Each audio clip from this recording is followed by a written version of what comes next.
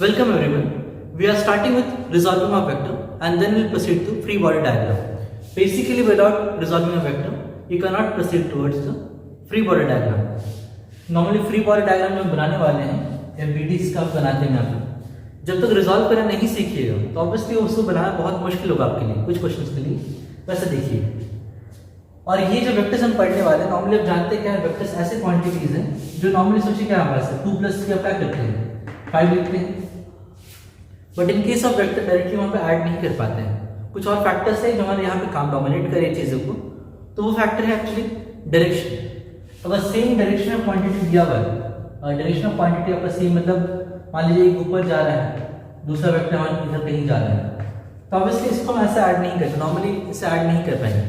लेकिन अगर दोनों वेक्टर एक ही तरफ जाते हैं अगर, इन दैट केस हम इन दोनों वेक्टर्स को ऐड कर सकते हैं नॉर्मली, क्योंकि डायरेक्शन पता है, कॉमन डायरेक्शन हमारे पास है। इस वजह से हम क्या करें, सीखना चाहिए यहाँ पे, हमें सीखना है रिजॉल्विंग ऑफ वेक्टर। बिना रिजॉल्व करके भी यहाँ पे माइनस प्लस ये सब नहीं कर पाते नॉर्मली, ट्राई करें इसे रिजॉल्व कैसे कर पाएंगे। देखते हैं, हम जानते हैं क्या है, कार्टेशियन कोऑर्डिनेट जो बनते हैं यहाँ पे, कार्टेशियन कोऑर्डिनेट यानी एक्स वाई जेड एक्सिस, ये एक्सिस हमारे पास है। हम फिलहाल यहाँ पे दो ही एक्सिस की बात करेंगे, एक मान लीजिए एक्स एक्सिस है, this the y axis. Suppose we have vector and vector कैसा हमारे पास दिया, कुछ इस तरह दिया हुआ है। वेक्टर मान लीजिए कुछ ए वेक्टर हमारे पास है and this is angle theta, और उस क्या है ये एंगल थीटा हमारे पास है, दिस इज वेक्टर ए। तो जब भी रिजॉल्व कीजिएगा एक फैक्टर यहाँ जरूर याद रखें आप, जब भी रिजॉल्व करें फैक्टर यहाँ याद रखें आपको कि जहां पे थीटा होगा वो आपका कॉस कंपोनेंट होगा। बहुत लोगों को पता भी, इसलिए इसको थोड़ा उतना डिटेल में नहीं जा रहे बेसिकली।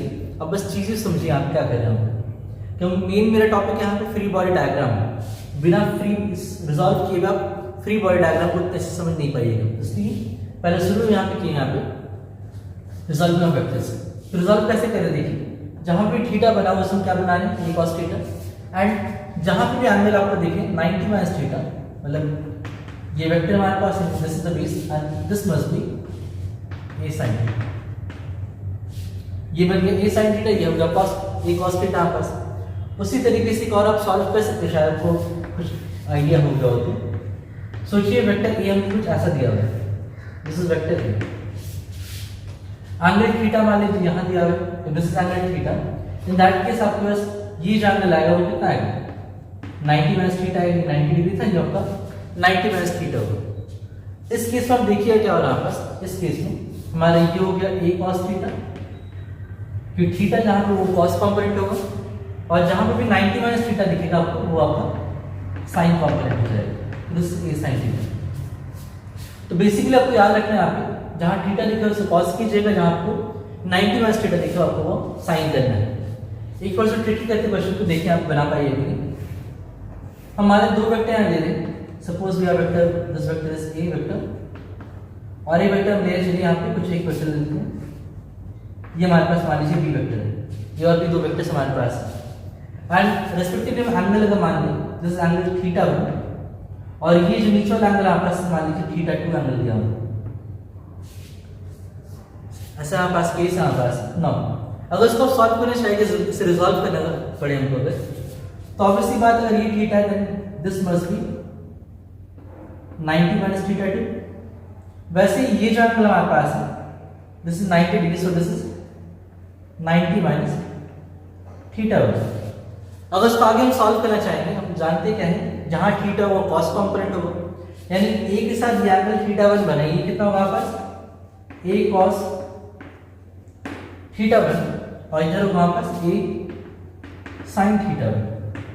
वैसे नीचे देखिए यहाँ पे हमारे यहाँ पे क्या है, ये b बना है, यहाँ पे थीटा 2 है, इसलिए ये क्या बनेगा यहाँ पास b cos theta 2 and this must B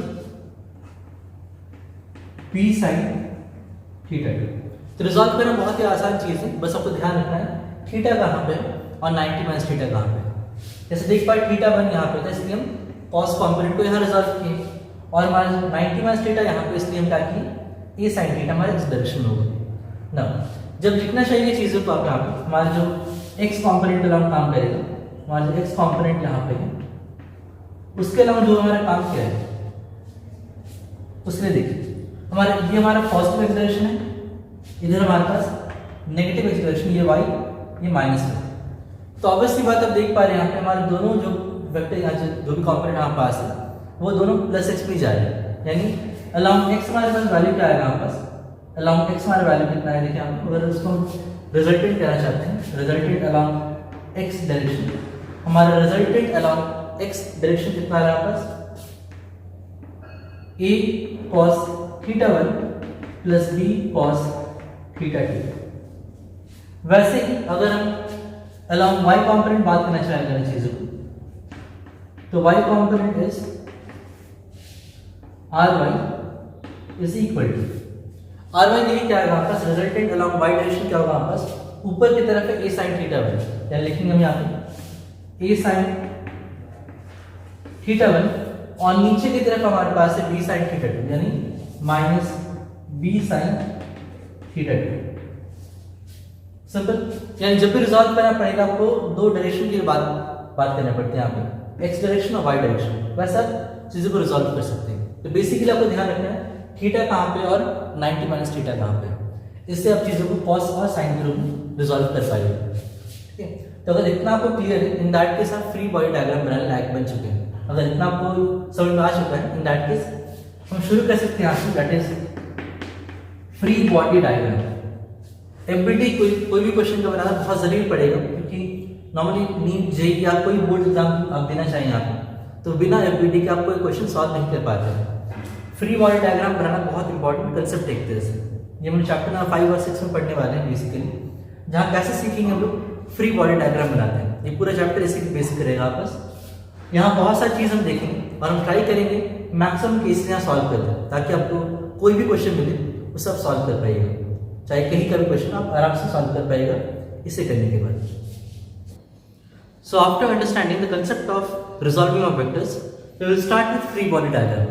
तो देखते हैं फ्री बॉडी डायग्राम कैसे बना सकते हैं आप किसी बॉडी का। नॉर्मली ये जो टॉपिक हम करने वाले हैं, ये चैप्टर 5 और 6 है हमारे पास, चैप्टर 5 और 6 इसमें पढ़ेंगे बहुत सारे डिफरेंट केसेस होंगे आपके पास, जहाँ बॉडी स्लाइड कर रहा होगा, किसी रोप से लटक रहा होगा, या कुछ भी हम काम करवा सकते हैं किसी बॉडी के लिए। और इससे नॉर्मली कोई भी कॉम्पिटिटिव एग्जाम्स में बहुत सारे क्वेश्चन पूछे जाते हैं। तो नॉर्मली ध्यान से देखिएगा कैसे हम लोग फ्री बॉडी डायग्राम बना सकते हैं। अगर आप फ्री बॉडी डायग्राम बनाना सीख जाएंगे, इन दैट केस आप बहुत सारे क्वेश्चन बना पाएंगे। तो बेसिकली देखिए कंसेप्ट कैसे डेवलप करेंगे आपके फ्री बॉडी डायग्राम का, ये हम बेसिक लेआउट दिखाएंगे, क्वेश्चन हम बाद में डिस्कस करेंगे यहाँ पे। बेसिकली पहले देखते हैं कैसे ये काम करता है फ्री बॉडी डायग्राम। जैसे हमारे सिंपल केस ले रहे हैं यहाँ पर, केस 1 जैसे मान लेते हैं, if a body is at rest. Simple क्या करें, देखिए एक बॉडी हमारे पास जो कि रेस्ट पे है, कोई मूवमेंट नहीं दिखा रहा है, एक बॉडी, चलिए मास मान लेते हैं इसका m, मास m, और ये क्या कर रहा है यहाँ पे, सिंपली रेस्ट पे है। इन दैट केस जो फोर्स यहाँ रिस्पॉन्सिबल होगा हमारे पास, वो कौन से फोर्स है यहाँ पे, first force is weight, that is mg। पहला फोर्स हमारे पास है वेट। अब सोचिए यहाँ पे क्या काम कर रहे हैं, हम ऐसे कुछ सैंपल ले लेते हैं चीज को। जैसे ये डस्टर देखिए मेरे हाथ में रखा हुआ है, तो ऑब्वियसली अगर ये हाथ नहीं होता नीचे आपके पास तो ये नीचे गिर जाता। अगर ये सपोर्ट उसको नहीं मिला होता, इन दैट केस डस्टर तो नीचे गिरने वाला होता। और नीचे क्यों गिरता है, क्योंकि वेट वहां काम कर रहा है नीचे तरफ। लेकिन हाथ क्या किया, इसको रोक के रखा है, तो ऑब्वियसली हाथ भी यहाँ पे फोर्स लगा रहा होगा। यानी जो सरफेस हमारे पास है, ये सरफेस हमारे पास है, ये भी बॉडी पे कुछ फोर्स लगाता है। तो कौन सा फोर्स यहाँ लगाएगा, क्योंकि वेट नीचे तरफ जाना चाहते हैं, या फिर जो बॉडी का वेट हमारे पास हमेशा नीचे काम करता है, तो ऑब्वियसली एक और फोर्स है जो हमारे पास काम कैसे कहते हैं हम लोग, नॉर्मल या फिर रिएक्शन फोर्स। आप चाहे तो एन या फिर आर में से किसी का भी यूज कर सकते हैं। तो नॉर्मली हम एन लेके ही चलेंगे। हम देख पा रहे हैं अगर कोई बॉडी रेस्ट पे होगा तो आपको एफबीडी में क्या बनाना पड़ेगा, सिंपली एक मास m होगा आपके पास, नीचे होगा mg एंड ऊपर होगा आपके पास, जस्ट परपेंडिकुलर ऊपर होगा आपके पास एक नॉर्मल। ये ध्यान रखिएगा। तो this is the basic diagram for free body diagram for body at rest simply. और यहाँ पे कोई भी अलग फोर्स या काम तो फिलहाल नहीं कर रहा है, बस यही दो फोर्स यहाँ पास। सेकेंड बेसिक देखिएगा, इसी को थोड़ा मॉडिफाई करते हैं यहाँ पे। इन दैट केस हम सेकेंड लेते देखिए। Second is if a body is travelling in suppose this direction, force हम इधर लगाए, फोर्स बॉडी का इधर लग रहा है पास, एंड बॉडी भी हमारे पास उस तरफ ही मूव कर रहा है, एक्सेलरेशन बॉडी का हमारा उस तरफ का है। क्लियर? इन दिस केस हमारा इक्वेशन क्या बनेगा और हम फोर्स कैसा देख पा रहे चीजों को लेके वो देखते हैं। तो नॉर्मली हम सेकंड लॉ से जानते हैं क्या, force is equal to mass into acceleration. यहां पहले इसका एफबीडी देखिए, इस एफबीडी हम जब बनाएंगे इसका क्या क्या बनाएंगे, फ्री बॉडी डायग्राम जब बनाएंगे इसका हम कह रहे हैं एफबीडी या फिर कहते हैं फ्री बॉडी डायग्राम। तो मास एम, इसमें कौन कौन से फोर्सेस यहां काम कर रहे हैं आपस, बेसिकली हम देख पा रहे हैं यहाँ पे एक फोर्स है नीचे जो है mg, दूसरा फोर्स हमारे पास है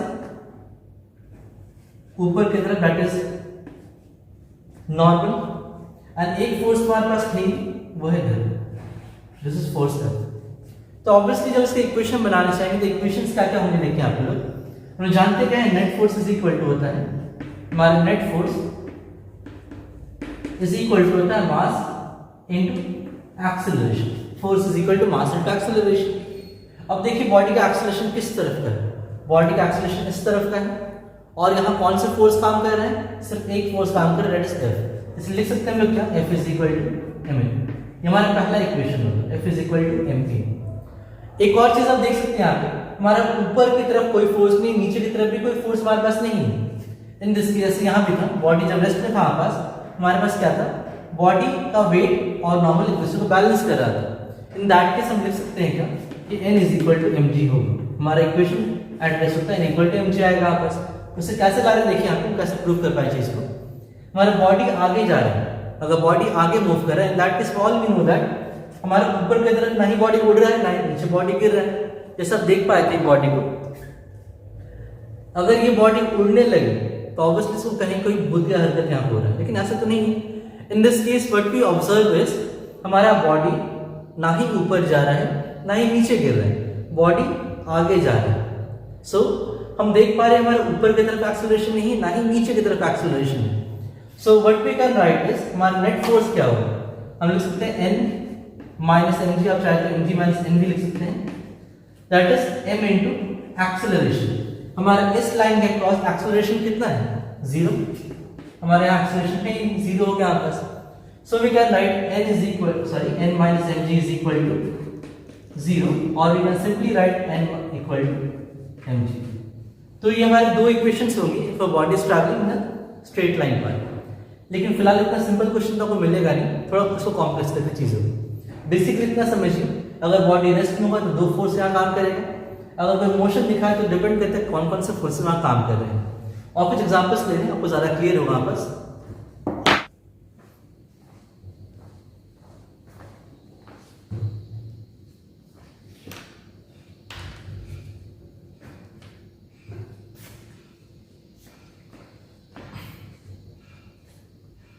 मान लीजिए एक और केस हम लेते हैं, थर्ड केस, दैट इज हमारे पास एक बॉडी हमारे पास है जिसका मास है m, and what we have is एक फोर्स हमारे पास है F1 जो इधर काम कर रहा है, F2 हमारे पास इस तरफ काम कर रहा है, F3 हमारे पास ऊपर की तरफ काम कर रहा है।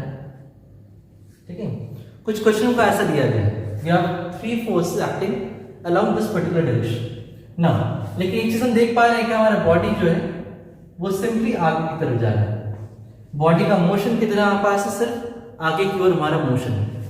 In this case what we can do is हमारा फ्री बॉडी डायग्राम कैसे बनाएंगे इसका हम देखें। बेसिकली पहले ये डायग्राम बना लीजिएगा, अब क्वेश्चन में चर्चा मत कीजिए, क्वेश्चन हमारा इतना ही दिया गया है, इसे सॉल्व कैसे करें देखिए यहाँ पे बना दें। हमारे क्वेश्चन में है क्या, एक मास है m, कौन कौन से फोर्स से यहाँ काम कर रहे हैं हमारे पास, एक फोर्स हमारे पास दैट इज शायद F1, that is F2, we have F3। अब बाकी कौन कौन से फोर्स बच गए यहाँ पे, वो फोर्स हमारे पास दैट इज नीचे की तरफ काम करेगा हमारे पास mg, और ऊपर की तरफ काम करेगा हमारे पास सरफेस के कारण नॉर्मल काम करेगा। लेकिन बॉडी का एक्सेलरेशन किधर है, बॉडी मूव कर रहा है इस तरफ, इस वजह से आप इसका इक्वेशन कैसे बना सकते हैं देखिए हम लोग, ये आप देख पा रहे हैं क्या, हमारे पास जो है वो x डायरेक्शन में मोशन है, y में मोशन नहीं है। मोशन सिर्फ एक्स में है। इन दिस केस हम बना पाएंगे यहाँ पे, देखते हैं हमारी इक्वेशन क्या बनेगा इसका। एफ, देखिए बॉडी मूव कर रहा है आगे की ओर, बॉडी इस तरफ जा रहा है, यानी डोमिनेटिंग फोर्स कौन सा हमारे पास है, डोमिनेटिंग फोर्स इज F1। हमारा बॉडी का डोमिनेटिंग फोर्स हमारे पास है, that is F1। So equation कैसे इसका बना पाए, देखिए हमारे पास हमारा F1 minus F2 is equal to ma, कि बॉडी का एक्सीलरेशन उस तरफ का था, तो हम लिख सकते हैं यहाँ पे क्या, F1 minus F2 is equal to ma लिख पाएंगे ना। और अगर मान लीजिए कि ऊपर की तरफ देखना पड़े हमको कि ये चीजें N, F3 और mg, ये तीन फोर्स हमारे पास है, लेकिन बॉडी का एक्सीलरेशन ना ही ऊपर है ना ही नीचे हमारे पास है, बॉडी ऊपर नीचे कहीं जा नहीं रहा है, यानी जितना फोर्स ऊपर काम कर रहा है उतना ही फोर्स नीचे काम कर रहा होगा हमारे पास बॉडी, क्योंकि बॉडी ऊपर नहीं जा रहा है ना ही बॉडी नीचे गिर रहा है, तो ऑब्वियसली इस पार्ट में कोई एक्सीलरेशन नहीं है। और जिस डायरेक्शन में एक्सीलरेशन नहीं होगा इसका मतलब यही है जितना फोर्स ऊपर जा रहा है उतना ही फोर्स हमारे पास नीचे भी काम कर रहा है, इसलिए हम लिख पाएंगे क्या इस इक्वेशन में, हमारी इक्वेशन हो जाएगा n plus F3 is equal to mg। अगर आप चाहें इसको सॉल्व कर दिखा सकते हैं, हम कैसे बना, देखिए n plus F3 equal to mg हम क्यों लिख रहे हैं वो देखिए। हम जान जा रहे हैं कि n प्लस F3 हमारा ऊपर का force, upward force minus downward force is equal to mass into acceleration, जो कि हमारा 0 यहाँ दिया गया है। इस पार्ट में कोई एक्सेलरेशन नहीं है, बॉडी जो भी मूव किया आगे गया, ऊपर नीचे नहीं गया, बस हम देख पा रहे हैं कि अपसाइड डाउन साइड कोई यहाँ एक्सेलरेशन नहीं है। So what we can write is m into 0। Now इसे सॉल्व करके क्या मिलेगा हमको, n plus F3 minus mg is equal to 0। So what we get is n plus F3 is equal to mg। ये हमारा solution, वही तो लिखे आपने।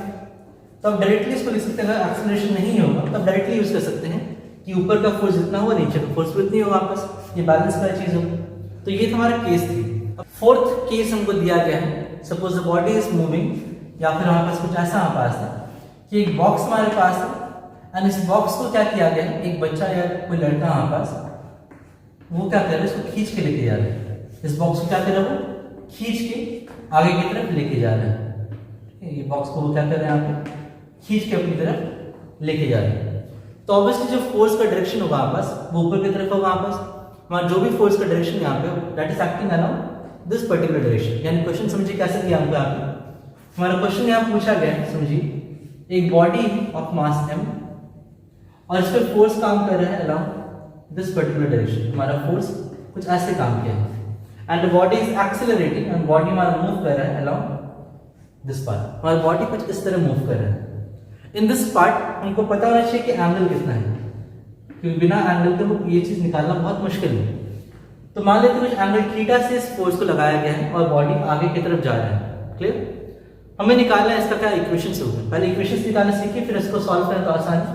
इक्वेशन कैसे निकालेंगे इसका, हमें पहले पता करना चाहिए कि कौन कौन से फोर्सेस यहाँ काम कर रहे हैं। तो पहले ट्राई करिए, हम यहाँ इसको सोल्यूशन करें। ये हमारा क्वेश्चन है, समझिए सोल्यूशन कैसे होगा इसका। एक m है, दूसरा हमारे पास क्या लगा रहे हैं, यहाँ पे एक फोर्स लगा है, इसका कुछ ऐसे लगा हुआ एंगल थीटा। अब पहले भी जान चुके हैं रिजॉल्व कैसे करते चीजों को। अगर आप रिजॉल्व करना सीख चुके हैं तो इन दैट केस क्वेश्चन बनाना ज्यादा मुश्किल बात नहीं है। कैसे बनाएंगे देखिए, हम पहले कर लेंगे क्या, यहाँ पे दो एक्सिस बना लेते हैं। ये मान लीजिए this is x axis and this is y axis. अगर मान लेते हैं, ऐसे लिखने की जरूरत नहीं है x y की, लेकिन फिर हम मेंशन कर दे रहे हैं। नाउ दिस इज थीटा, हम देख पा रहे हैं तो ये एंगल कितना होगा हमारे पास, ये एंगल 90 माइनस थीटा होगा हमारे पास। अगर ये angle theta that is 90 minus theta, क्योंकि ये एंगल तो 90 डिग्री था। और हम पहले बता चुके आपको क्या कि जहां पे भी थीटा होगा वो आपको कॉस कंपोनेंट, यानी ये होगा f cos थीटा, और जहां पे 90 माइनस थीटा होगा वो आपका साइन कंपोनेंट होगा, यानी this one is f sin theta.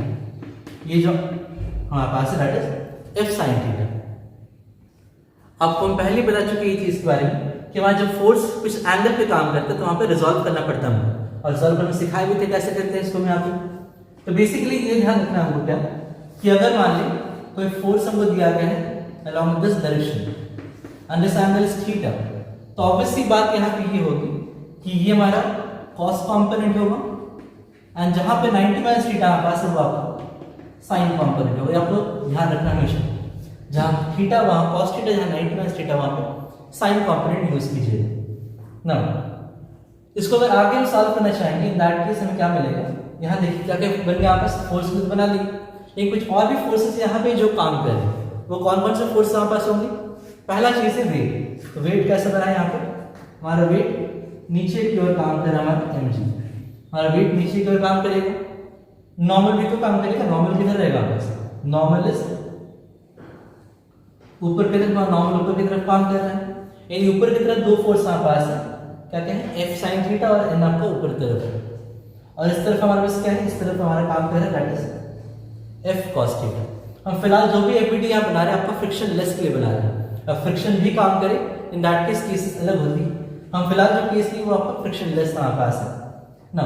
Acceleration of body is along this particular direction. So जो इक्वेशन यहाँ बनाएंगे, इक्वेशन कैसे बनाए इसका देखिए, हमारा जो एकमात्र फोर्स डोमिनेट किया हुआ है, बॉडी को उधर मूव करवा रहा है, बॉडी हमारा सीधा आगे जा रहा है, और सीधा आगे जा रहा है, फोर्स कौन सा हमारे पास है, F cos थीटा। यानी लिख सकते हैं इक्वेशन क्या है इसका, हम यहाँ पे equation will be F cos theta is equal to m।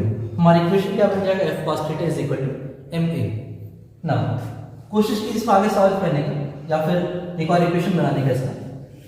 दूसरा इक्वेशन क्या होगा आपस, क्योंकि ना ही ऊपर की तरफ एक्सेलरेशन है, ना ही बॉडी नीचे गिर रहा है, तो ऑब्वियसली ये जो लाइन हमारे पास है, इस लाइन के क्रॉस या फिर वाई एक्सिस के अलावा हमारा एक्सेलरेशन नहीं है, क्योंकि वाई एक्सिस के अलावा एक्सेलरेशन नहीं है, इसलिए हम लिख सकते हैं क्या इक्वेशन को, यहाँ पे हमारा इक्वेशन हो जाएगा n plus F sine theta is equal to mg। जितना फोर्स ऊपर काम किया उतना ही फोर्स नीचे काम किया, इस वजह से ना ही बॉडी ऊपर गया ना ही बॉडी नीचे आया। So we can write second equation to be n plus F sine theta is equal to mg। तो ये रही हमारी दो इक्वेशंस। क्लियर? उम्मीद आप ये समझ चुके होंगे कि ये केस बहुत ज़्यादा काम में आने वाला आ गया। तो बेसिकली ध्यान रखिएगा, हमारा क्या फोर्स काम किया, F cos theta is equal to ma, and second equation is n plus f sin theta equal to mg। Clear? Now on the basis of discussions,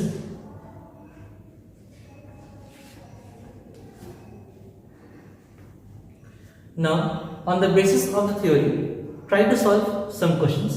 मैं कुछ क्वेश्चन दे ट्राई की solve करेंगे इसको। पहला question मान लीजिए, the first question is like this. हम ये सॉल्व नहीं करेंगे, आपको सॉल्व कर दिखाना है कैसे बना पाइएगा।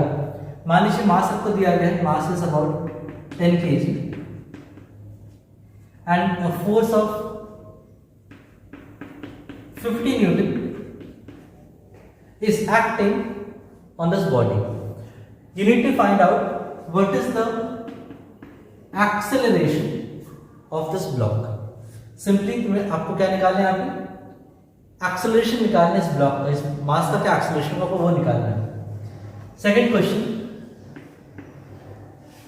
हम लोग यहाँ बेसिक से ही शुरू कर रहे हैं, हो सकता है बहुत छोटे छोटे क्वेश्चन दे रहे हैं आप, लेकिन हमें बेसिक से ही आपको शुरू करवा रहे हैं।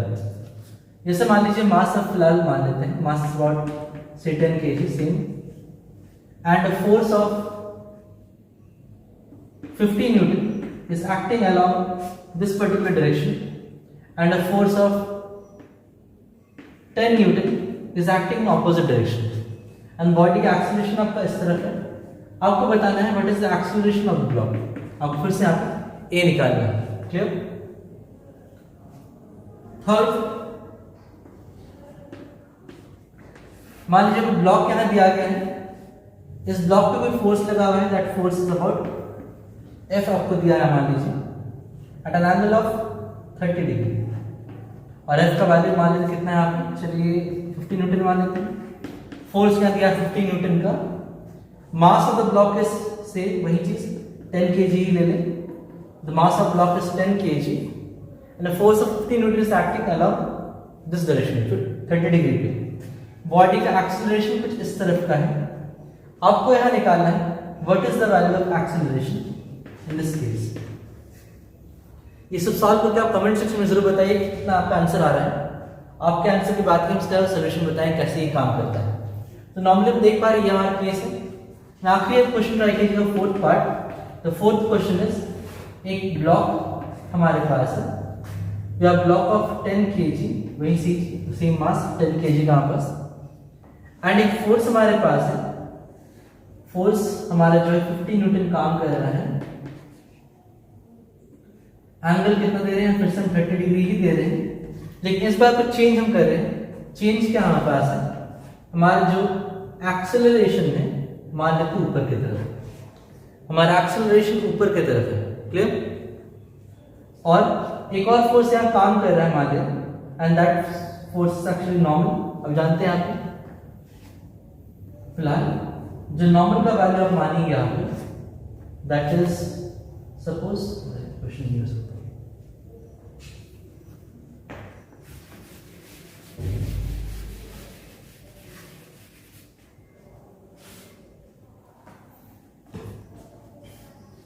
आप जस्ट ये 3 क्वेश्चन सॉल्व कीजिए और बताइए आपका आंसर क्या था कमेंट सेक्शन में, और आपके बताने के बाद इसका हम सोल्यूशन बताएं कैसे ये काम करता है। बेसिकली आपको इसे ट्राई करने पर जब इन सब चीज़ों छोटी छोटी चीज़ों को समझ जाइएगा तो ऑब्वियसली हम थोड़ा डिफिकल्ट सिचुएशन पे काम आना शुरू करेंगे। ये बहुत ही बेसिक क्वेश्चन जो यहाँ पे दिए हैं, आप ट्राई कीजिए प्लीज सॉल्व करने का। हम अगले वीडियो पे बताएंगे और कुछ ऐसे टाइप के क्वेश्चन देखते कैसे बना पाएंगे। आपके सहूलियत के लिए पहले बता दें, ये पहला चीज़ जो हमारे पास, ये जो चीज़ हम लिखे हैं आपको, इसमें रिजॉल्व करना चीज़ों को आपको, जब रिजॉल्व कीजिए वो इक्वेशन बनेगा और इस इक्वेशन वैल्यू बस पुट कीजिए, आपका आंसर आ जाएगा सिंपली। अगर आप चाहें कि सोल्यूशन बता दें तो उसके डिस्क्रिप्शन बॉक्स में आपको इसका आंसर टाइप कर देंगे। तो बेसिकली पहले ट्राई कीजिए, फिर बताएंगे कैसा होगा।